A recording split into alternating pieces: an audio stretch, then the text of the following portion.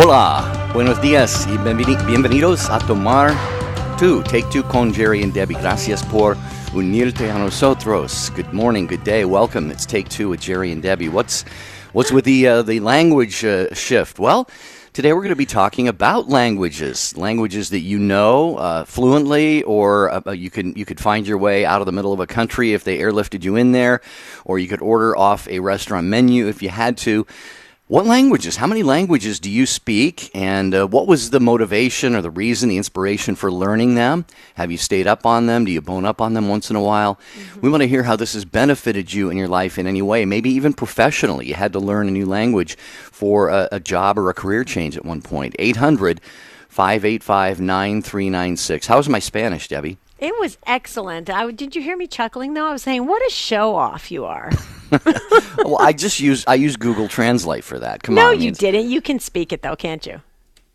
I can speak Spanish pretty well. Studied 2 years in college and a summer immersion in Mexico when I was in the seminary program. But I'm not really like on Fluent. The fly, Yeah. So. Speaking of that, did you know that there was 5 ways to learn languages? Did you know that? No, I didn't. There's the vocabulary-based approach. That's like the software programs, like, those Pimsleur, Rosetta Stone, that type of thing. There's a double translation. That's where they did it before, like, the 1900s, where they would translate a book into, like, English and then back to that language, that targeted language. And it's very hard to do. There's grammar-based.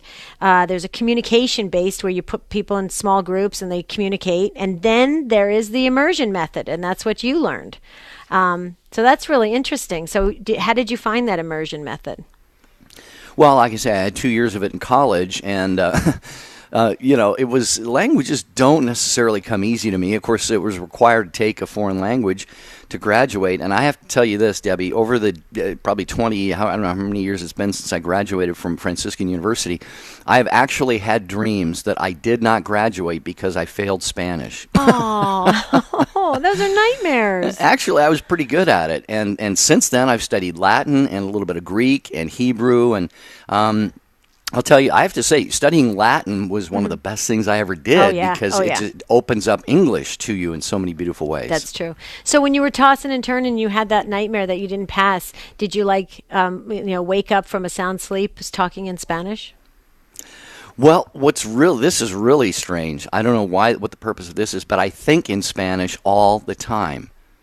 What? All the time, Debbie. Wait a minute, I'll be driving along, I'll see a billboard, I'll see a sign, I'll see something, and I'm just instantly translate things into Spanish in my mind. I don't know why I do that. Maybe there's a purpose for that at some point in my life. God only knows that, but yeah, I just find it's just, I mean, I don't know what the reason for that is. What about you? I think that's a sign of brilliance, Jerry, that you can do that, because actually, really, they say that learning a language is a brain workout. As a matter of fact, when you, it builds your memory and concentration, so because of that, there's lowered risks of dementia and Alzheimer's, and I really think, so that, then they say that, I remember my grandparents coming over from Italy, Sicily to be precise, so we cut everything really short when we're talking in that Sicilian dialect. But my grandmother used to do the same thing. She used to think in Sicilian dialect, Jerry, and same exact thing. And I think that really shows that the brain is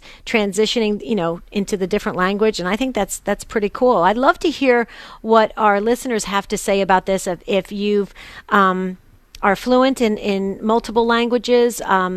Maybe you picked up a language later in life. Maybe it's hard for you to learn a language. Maybe you, like Jerry, you woke up with that nightmare going, wait a minute, I'm going to fail, French class or Spanish class. I can't do this, or maybe you're like me, that you really do like those software programs. So in answer to your question, Jerry, this is my long-winded answer to your question.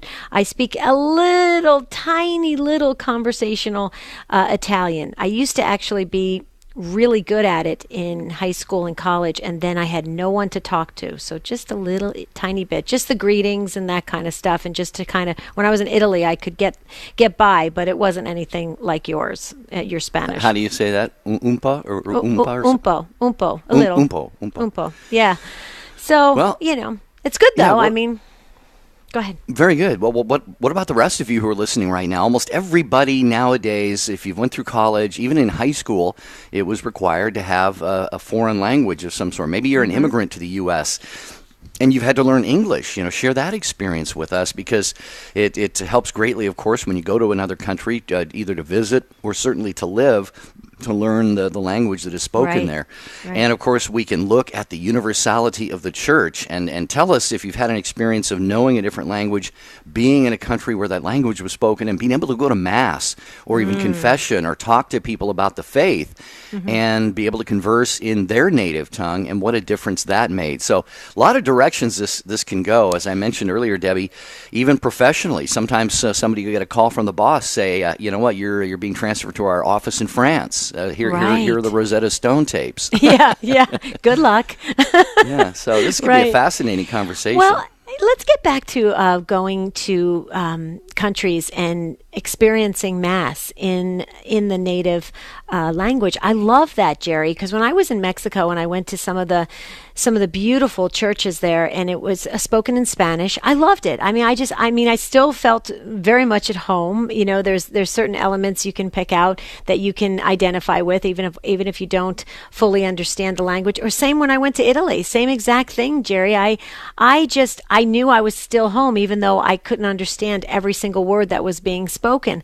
And that is really an interesting concept, because how does it affect your spirituality? I mean, especially when you're traveling and going to these places, or does it enhance it, or do you see different nuances that are happening right there in the local culture, and you're saying, wow, this is really cool. I wish I can speak this language. Or I'd like to hear from the person that can speak 5 or more languages. I want to just tap into how you did it. Like maybe you have some certain recipe for doing it, because I would love to be fluent in Spanish and Italian, Jerry. I really would. That's one of my bucket list goals. Well, if Father Mitch Pack was listening, he'll call in.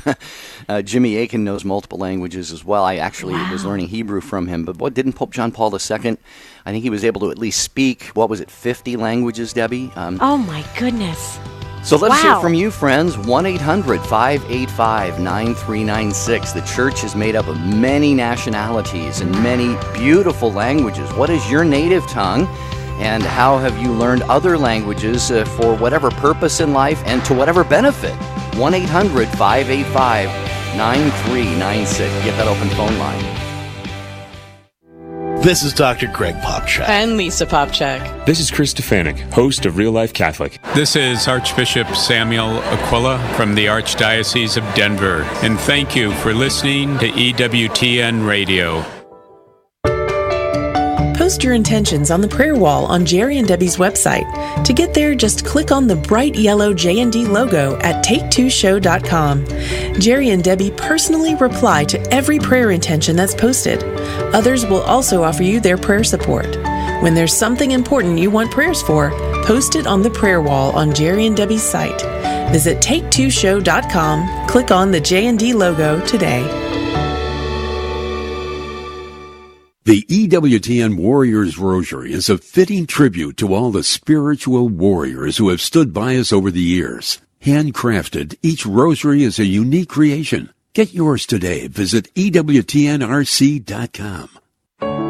60 on 10 with Monsignor Charles Pope. The fifth commandment, you shall not kill. At the heart of this commandment is an absolute insistence on the sacredness of human life. We read in Jeremiah chapter 1, verse 5, before I ever formed you in the womb, I knew you, says the Lord. So every human life is sacred because it's caught up in the mind and the heart and the will and the love of God. And no matter how we're conceived or any of the circumstances, God has always known and loved every human person. And for this reason, we are to hold sacred every human life. And we are to, therefore, never murder, never kill, never seek vengeance. Of course, we have issues of abortion, euthanasia today. We have so many ways where we in some way disrespect the lives of other human persons. And even our own life, we have to learn to respect it as a great gift from God. The fifth commandment, you shall not kill. EWTN. Live truth. Live Catholic.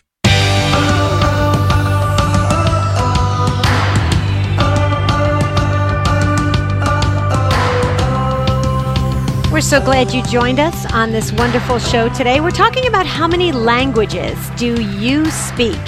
And I just think it's exciting, Jerry, because when you think about that, before we went on that little break, you were sharing about John Paul II, about speaking multiple languages, and I think you said something like, is it possible to be that was he maybe conversationally fluent? I mean, he couldn't actually write in all 50 languages, could he? No, he could speak 50. In other words, if he was giving an address in various different countries, a speech or a talk could be prepared for him. This is my understanding, and he could deliver it in that language. And you have to believe that he had some, at least minor, if not more, working knowledge of each of those languages to be able to do that. But I would guess he was probably fluent in a dozen. Knowing him, he was such a brilliant intellect. Did anyone ever determine which method he used? Did he just read it and then pick it up? I mean, did anybody ever go into that? Yeah, I don't know. I have not looked into that, but he was just a brilliant mind. Yeah, that is incredible. Okay, yeah, if you'll take us to the phones, I've got my pen and paper in hand. I'm taking notes. All right, talking about the languages that you speak and why, and the benefits to you, and how you kind of keep fresh on certain languages that maybe aren't your native tongue. 1-800-585-9396. One beautiful, I think, benefit to this is it helps to bring the human family closer together and the church, God's family, closer together as well. So we're going to go first to Joyce, driving through Nebraska, listening on Sirius XM 130. Joyce, you're up first today on Take Two with Jerry and Debbie. How are you? Fine, thanks. How are you? Doing very well. Thanks, Joyce. This is actually the Joyce of Trucker's Life, Trucker's Wife. Oh, hi, back. Joyce. Hi. At one time, I dated somebody who was raised speaking Italian. His grandparents spoke Italian at home, and they raised him. So I, on my own, learned some Italian. Unfortunately, like you, Debbie, I didn't have anybody with whom to practice it. So I've lost almost everything except a few phrases. Oh, wow. So, okay. But it has actually kind of spoiled me on learning Spanish because Italian was so easy and Spanish isn't quite as easy. Well, it's my understanding, Joyce, that's interesting because I'm actually trying to learn the same two languages again, Italian and Spanish, and they're so similar in the sentence structure and like that. But you're right, it has a different delivery, if you will, and it does. I sometimes go back and forth, and it's you're right. For me, Italian was a little easier. Maybe I don't know why, but. But I'm curious on that. Like, Jerry, you speak a little bit or you speak a lot of Spanish. I mean, can you converse in Italian? I would say no. I mean, if I heard an Italian conversation going on over a few minutes, I could perhaps, drill down deep enough to get the gist, the core of what was being discussed. But no, I mean, they're cognate languages, obviously, and most of them flow from Latin. But I would not be able to. You wouldn't be able to. Okay. Yeah. So you two talk about whatever you want. I won't know what you're saying. Yeah. I actually, until I was 10 years old, I was growing up in a family that my great-grandmother didn't speak English except maybe a dozen words. She spoke Polish. So I heard Polish a lot when I was a kid. And I never could pick it up, but it was fascinating to listen to. And I've been fascinated with languages ever since. Yeah. Well, is that on your bucket list too, Joyce, that you maybe want to revisit that and, kind of pick it back up? Well, being a truck driver, Spanish would be really helpful. Oh, sure. Yeah. Because I get into a lot of places where, the Spanish-speaking people are the only ones around on the loading docks. And a few phrases, I know a few phrases because my husband at one time was conversationally fluent in Spanish. He grew up in Central California around a lot of Hispanics. Joyce, you're listening to Sirius XM 130. I don't know that channel lineup through and through, but gosh, they're so comprehensive nowadays. Maybe you could search around. Maybe they have I'm sure they have Spanish language channels, but maybe they even have language learning channels. I wouldn't know for sure, but I would think the hours that you have on the road would also maybe afford you a chance to, I was going to say pop a cassette tape in, but we don't do that anymore. Yeah.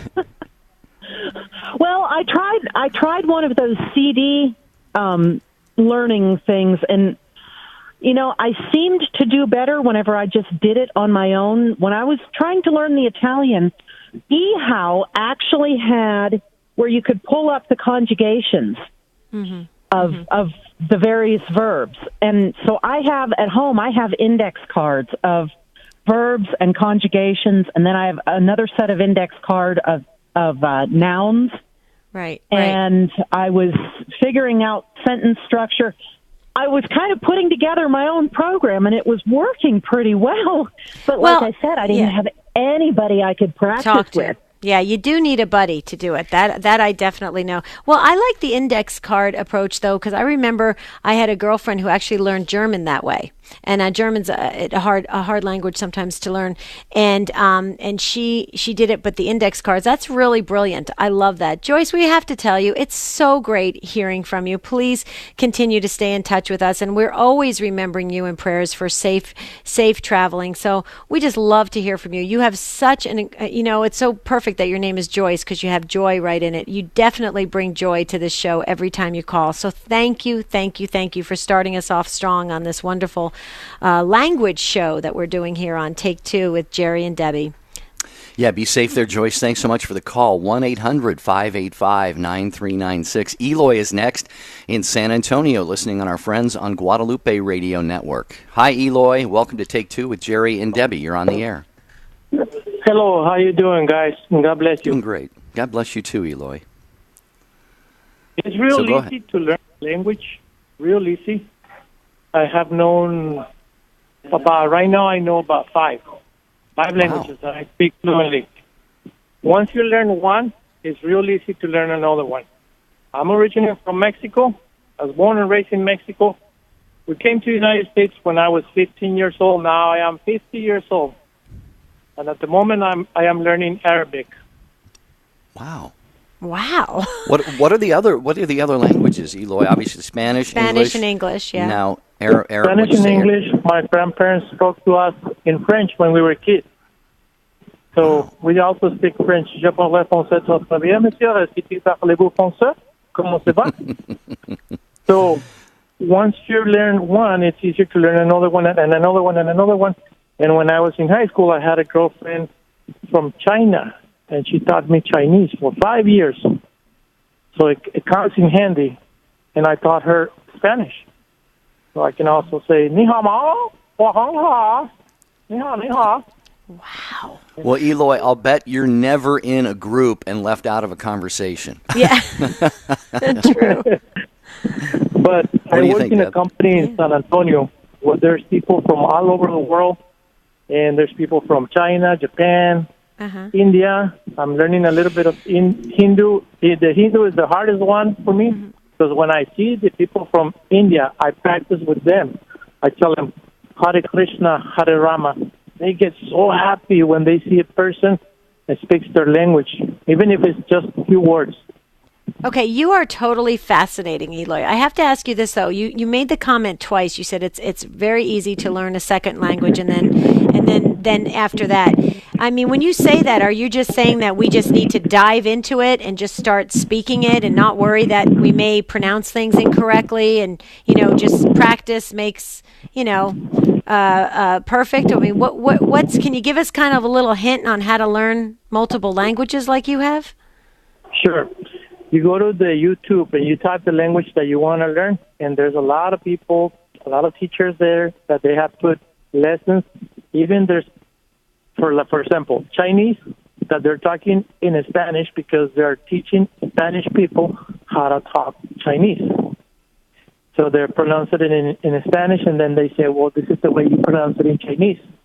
And then I go to YouTube once in a while when I want to learn a little bit more of Arabic, because I belong to a nutritional club. Right next to the nutritional club, they have a Arabic temple, and a lot of the Arabics come over here to the nutritional club. and I ask him, how do you pronounce this? How do you pronounce that? And just by asking, I practice with them. When they come in, I tell them, Salam alaikum, alaikum salam. And the people that come in and they have never seen me, and I say that to them, that's like saying, hello, how are you in the name of your God, which is Allah. And they get so happy. They feel more welcome. Well, Eloy, it sounds like to me you have what I would call a very nimble tongue, and what I mean is, for me anyway, like I've learned Spanish and I've talked it a lot, doing the trills and these other things. Sometimes for if you don't speak a particular language, those are the harder things to pick up. As you have been displaying these languages that you speak, it sounds very, very natural. So, Debbie, to me, it sounds like Eloy has just what I would call a very nimble tongue. It sounds like he has that gift from God. Yeah, the gift. Yep. Yeah, absolutely. Yeah, absolutely. I couldn't stress it enough as you were speaking. Thank you so much for, I don't know, I loved your call because I think it gave us the kind of maybe boost for all of us if we're thinking to go back into diving into learning a language. I mean, I think that was great, the encouragement that you gave, Eloy, and I love it. Keep checking in with us, and we'd love for you to share more of the languages that you learned, and we appreciate that. Okay, next up is Beverly. Beverly's in Florida on Peace Be With You. Hi, Beverly. Welcome to Take Two with Jerry and Debbie. I don't know how you're going to follow Eloy, but go ahead, give it a try. Well, actually, I'm an interpreter. I know American Sign Language. And actually, Eloy hit quite a few points with me. He said that people are so happy. The people that he speaks to are so happy that he knows their language. Well, the deaf are the same way. I mean, they're so thrilled when someone can, sign anything to them. Just like, even fingerspell. They're just like, oh my goodness, someone knows my language. They're so isolated. They're so left out of the conversation. If I can just comment on that quickly, Beverly, you may have more to say, but that is a great reminder for all of us. And I know more and more, even in the church and in other events as well, you have conferences, you have gatherings, you have classes, seminars, things going on. You will see somebody signing for the deaf and those who have hearing loss. I think it's just a beautiful, beautiful gift. And I can only imagine, Debbie, that joy that Beverly is talking about, where you go from, you're a participant in some kind of an event and you really have no idea what's going on. You're happy to be there, or as happy as you can be.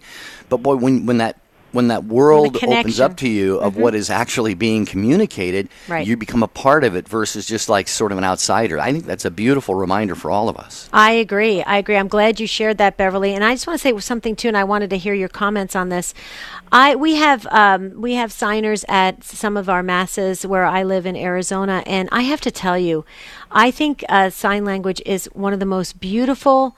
It's so musically artistic. I can't explain it, but sometimes I just watch the interpreters, and when they're signing, it is like you're watching a musical performance almost. It's fluid. Beverly, that is such a beautiful, beautiful art that you have perfected with that. Have people said that before? That just the difference? Yes. Yeah. Yes, I sign it. I've been signing for about 25 years at church. And it is a gift. It is. I just thank God for it. It's a gift from the Holy Spirit. It's just a privilege. It's a real privilege. But what Jerry said before, still again, about people being left out of the conversation, just, think about it. When you're in a group and you're talking and there's deaf people around, and they're left out. They are totally, they're trying to follow. If I'm there, I'm interpreting whatever's being said, and I'm voicing whatever they're signing in return. But they, the Catholic Church has really kind of fallen down in the services for the deaf community, and like I was telling your call screener, some of the programs on EWTN are not captioned. I've written letters. I've gone to the studio. I've gone on tour to the studio. I've I've mentioned it to them, and they've taken it to heart. They've listened to me, but it's just, I just feel like the Catholic deaf have kind of been ignored by the church, and I feel I have great sorrow in saying it, but it's there are deaf priests, few and far between, and there are hearing priests that have asked to be sent to Gallaudet University, which is the only deaf university in the United States of America, to learn sign. And their bishops have said, well, there aren't enough deaf. We really, for whatever reason, they're not sending them. But we did have a priest here that knew sign language, and we would ask him to come. And when the Beverly, hold that thought for just 1 second here. We got, as you can hear the music here, I always hate to do that to a great listener, but we got this break. I want to hear the finish of that sentence when we come back. Colin Donovan. Entering university, I had the religious understanding of someone catechized in the 1960s. That changed when a fellow freshman asked me if a Catholic could use the pill. My uninformed answer was, sure, why not? I then went and read Pope Paul VI's encyclical Humanae Vitae and concluded, this is truth. I've never looked back in my love of our Catholic faith since. Open Line with Colin Donovan, Friday, 3 p.m. Eastern on EWTN Radio. Hi, I'm Doug Keck. I'm here with author Michaeline Friedenberg. We just finished doing an interview on her new book, Grief and Abortion, Creating a Safe Place to Heal. What's this book about, Michaeline? Well, this book is specifically for those individuals who want to help somebody who's been impacted by abortion. And so it's going to give them an idea of what someone goes through, what the grieving process looks like, what the healing process looks like, and how they can be the most effective in helping them. So is this for people then who want to get involved with that kind of post-abortive healing with others? It's actually more for those leaders who already are in contact with people who may be hurting, and so they're not going to become an expert in the area, but they want to be able to, at least in those initial contact, be able to effectively help them and then be able to make an appropriate referral. Very good. Michaeline Friedenberg. We'll look for the entire interview, Grief and Abortion, Creating a Safe Place to Heal, available through the EWTN Religious Catalog at EWTNRC.com. EWTN, helping people grow in their love and understanding of God. Others that I would say definitely made an impact now is EWTN, and I go and walk at the park every day at lunch listening to you guys and being able to learn a lot more about the faith, learn a lot of other perspectives that I may have not have thought about. So I just want to thank y'all for being a big influence. EWTN. Live truth. Live Catholic.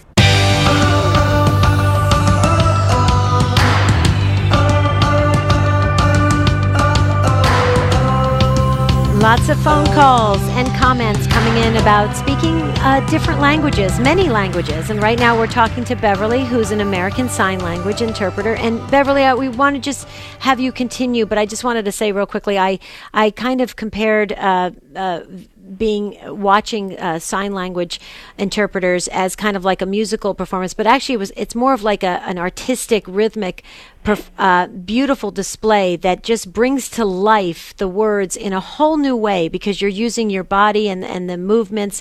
And I just have to say, you're right, it's truly a gift. But Beverly, you were sharing how you feel that the church has kind of let down the folks that are hearing impaired, and what more can we do?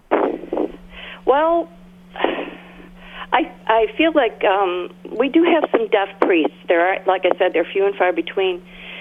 And my understanding is it was a struggle for them to even be accepted into the seminary because, yes, you have to have interpreters. And yes, we're professionals. You have to pay interpreters.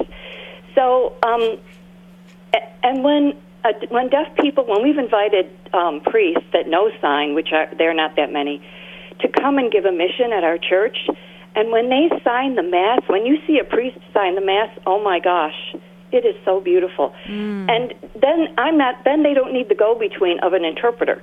And when they look directly at the priest on the altar, I have seen the deaf cry. They get tears in their eyes. So it's, and it makes me emotional too. So they've been in my heart for years. And I just learn to fingerspell. Take it. There's classes at colleges. You can, rudimentary skills. It's online. You can go online.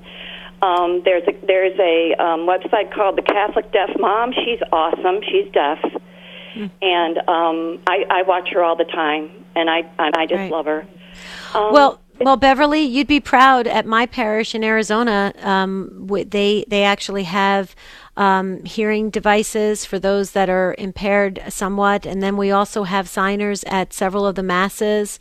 So our community is very, welcoming and very sensitive and open about making sure that everybody feels included. So I hope that gives you a little bit of joy in that, knowing that there are some parishes out there that really are trying to include everyone and make everybody feel like they're a part of the celebration. And we all should feel that way.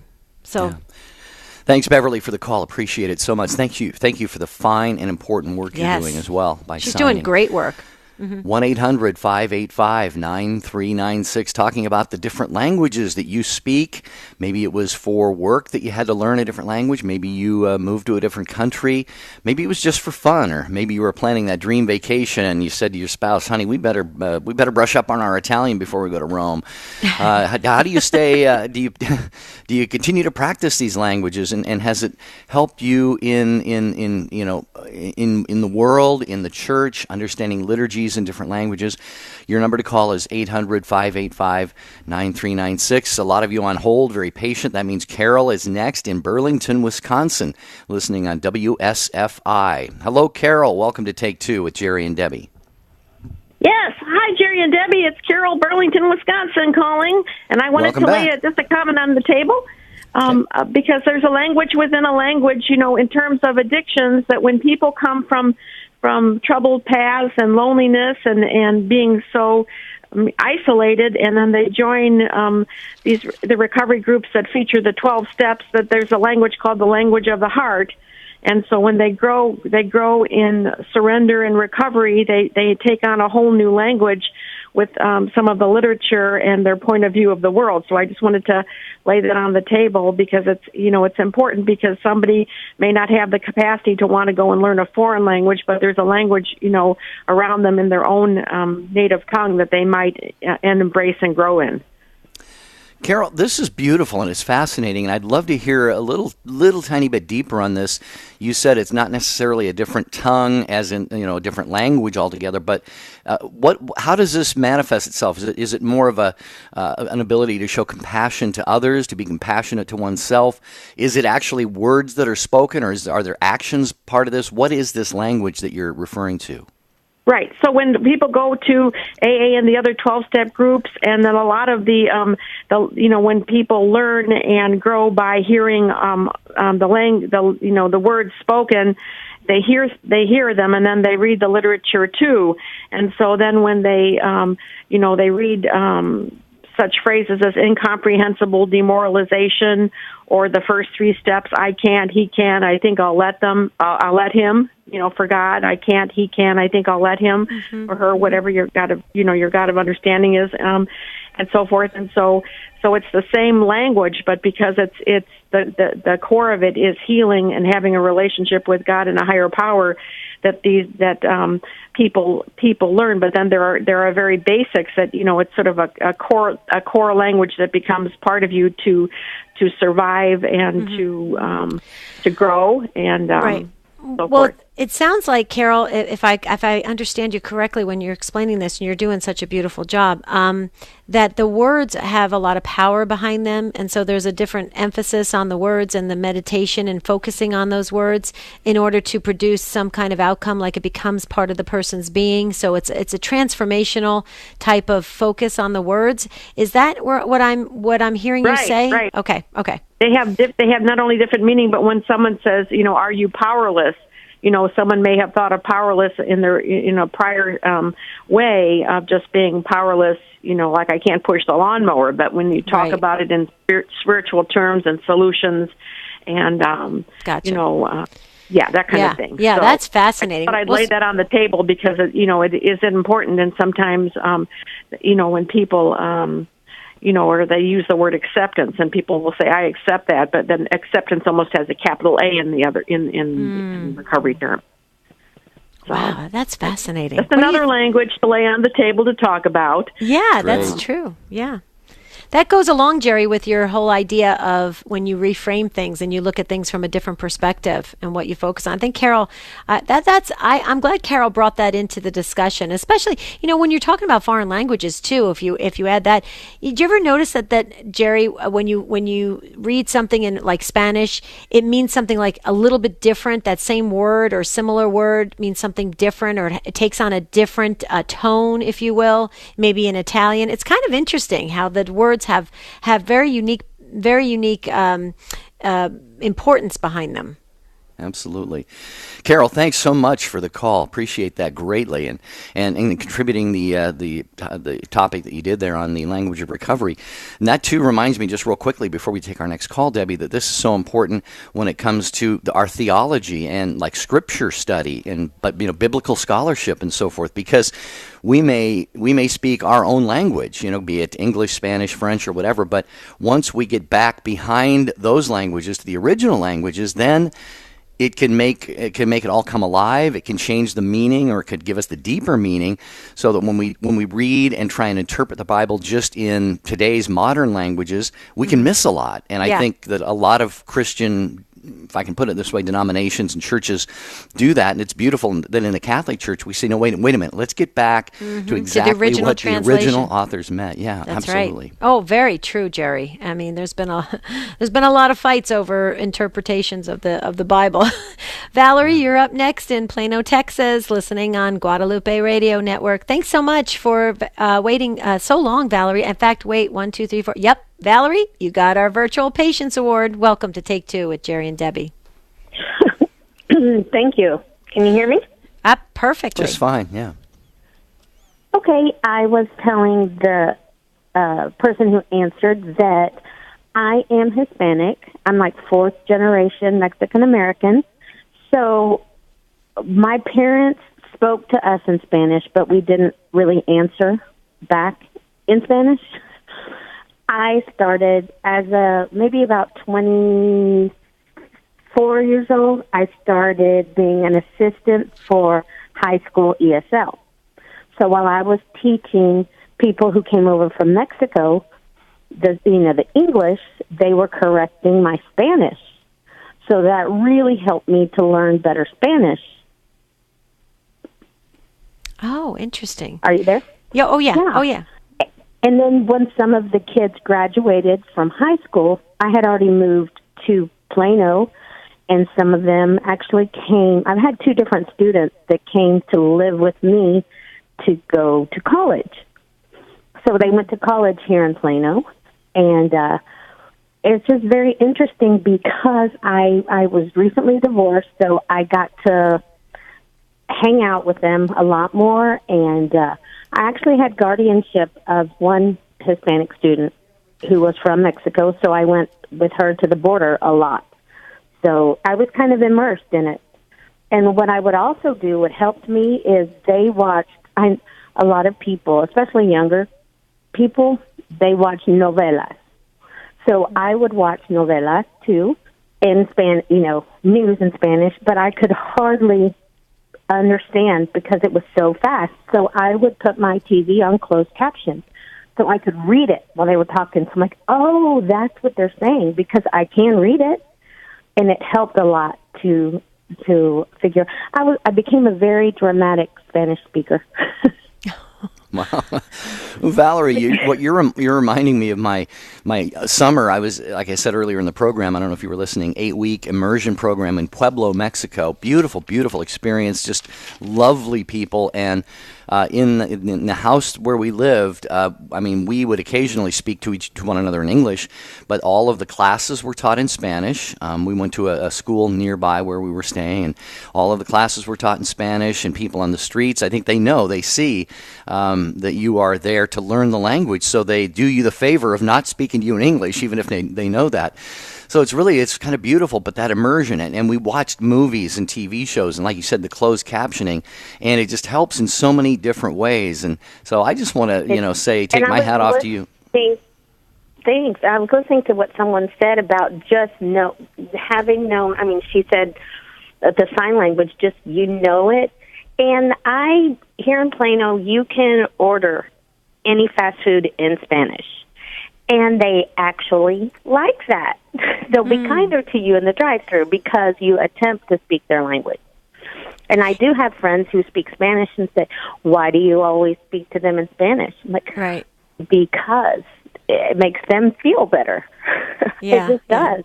Even if you can't speak it with rolling the R's and all that, they still respect that. So I think that's great. I just have to get the confidence, Valerie. I just have to get the confidence, Jerry. I don't know. Maybe I'm going to revisit it after the show. It kind of is giving me some encouragement. I hope it does others as well. Thanks, Valerie. Thanks for all the work you do and sharing your take on this today. We really, really appreciate it. You are a darling. Call anytime.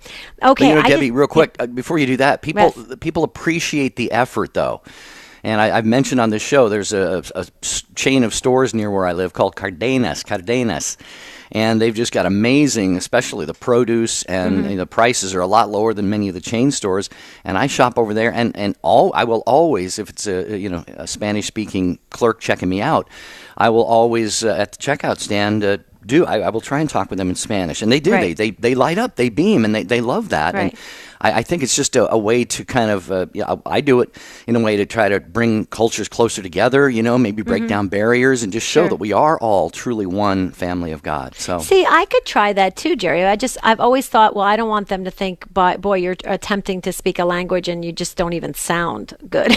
You're butchering it. Yeah, well, yeah. I think they'd rather you butcher it than not try at all. I don't know. Okay, then I'm going to try. I'm going to try, and I'm going to let you know at the next show. Okay. Yeah, okay, but can I share something though about we've been talking today about just doing great work in the communities like Valerie and the others that have called. I just have to do a shout out to the media missionaries. I think the EWTN media missionaries are just incredible. They get out there, they raise awareness at the parishes and in the community, and they help out passing out information about family celebrations and everything that's happening at EWTN. And I just think it's an awesome ministry to be part of the media missionaries, which is the voices out in the community that EWTN is going strong. It's thriving in the communities. I love it. So if you're prompted by the Spirit at all, this is just a shout out to, first of all, to say thank you to the media missionaries, but a shout out to those that maybe are thinking of jumping into ministry. Maybe check out media missionaries, and all you have to do is visit EWTNmissionaries.com, and that's how you can join the Eternal Word Television Network, spreading the message that we're going strong throughout the entire world. I think it's a great ministry. Yeah, and you probably won't even have to learn a new language. Maybe you can, but true. Good I think point. you can do it with speaking your native tongue. All right, We're going to go back to the phone lines. Gabriel, driving through Texas, listening on Guadalupe Radio. Gabriel, we're very glad that you joined us on Take Two with Jerry and Debbie. How are you? Muy bien. Buenas tardes. Buenas tardes, mis maestros hermanos. Here in Houston, y estoy en camino. I'm on the road desde Houston a San Antonio. Okay, and basically I was born cradle Catholic, and my mom was born in Houston, Texas. My dad was born in Sabinas, Coahuila, Mexico, and my mom migrated into Mexico. Decided to get her master's in business administration, and my dad in Mexico, so they decided to migrate back into the U.S. and open up shop and have a artistic ornamental ironwork company. I'm one of 7 siblings. My sister is an artist in San Antonio, and we love the Spanish language. It's helped out me tremendously to grow in my faith with Jesus Christ, and to try to help out wherever I go, and give the direction to people that are lost. It's been a very very interesting road, in order to help out people find Jesus Christ.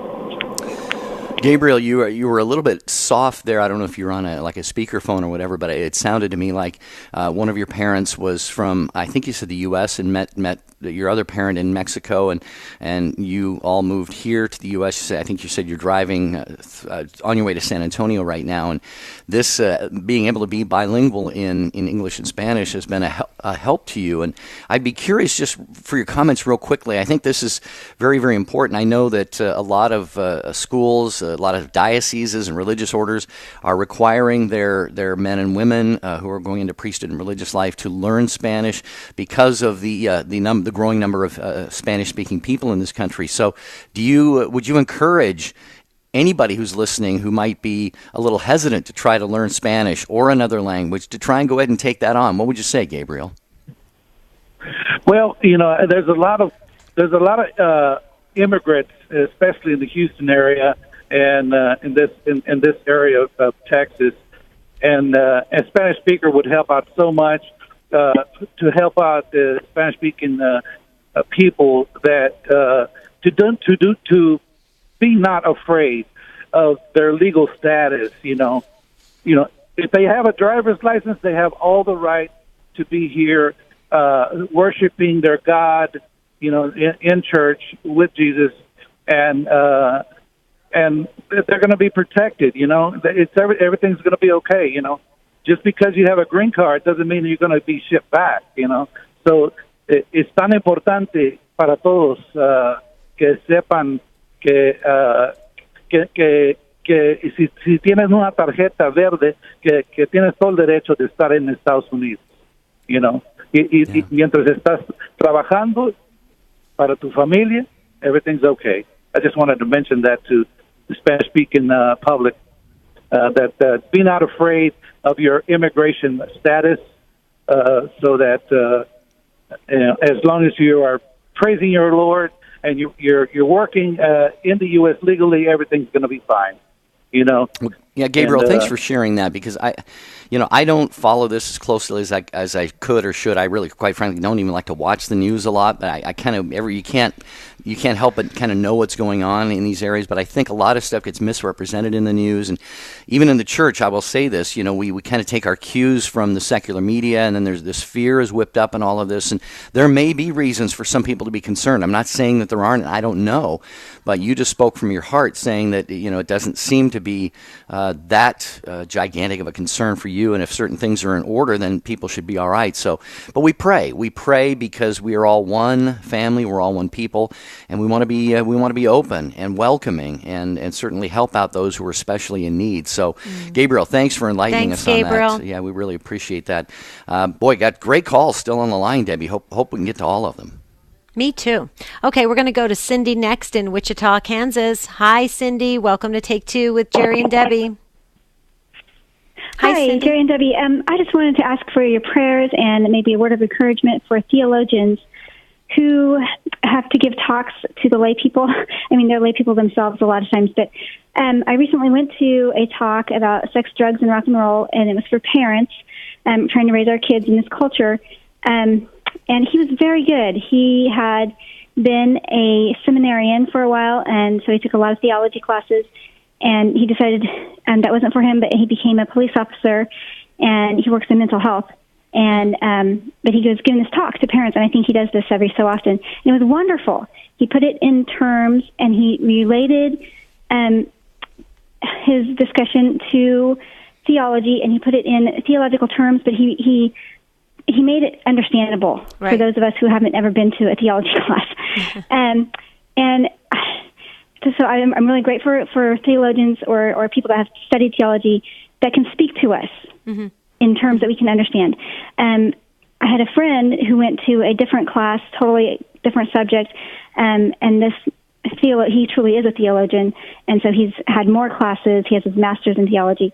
And he was giving a class to our parish, and I didn't go to this one, like I said, but my friend went, and she, who was a very positive person, came away with a very negative experience because she felt like he was really just trying to show off and and not putting it in terms that everyone could understand. Right. And his audience was confused, and they were arguing a lot about. Well, Debbie, this is something you and I talk about on occasion.